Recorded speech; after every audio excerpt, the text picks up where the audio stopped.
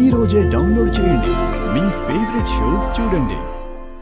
రాహుల్ గురించి మాట్లాడినప్పుడు మాయ చాలా కంగారు పడిపోయింది. అలానే బిజినెస్కి సంబంధించిన విషయంలో మీటింగ్ని క్యాన్సిల్ చేయమంది. కోట్ల రూపాయల్ని వద్దనుకుని ఎక్కడికి వెళ్ళాలనుకుంటుంది? సామి, నేను పుట్టిన నేల దగ్గరికి బయలుదేరుతున్నాను.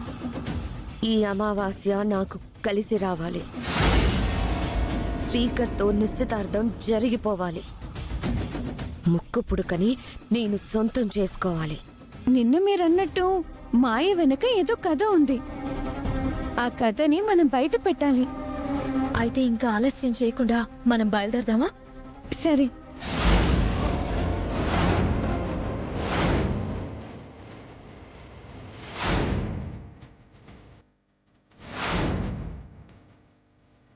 మేడం, అదిగో మాయ కారులో వెళ్తుంది.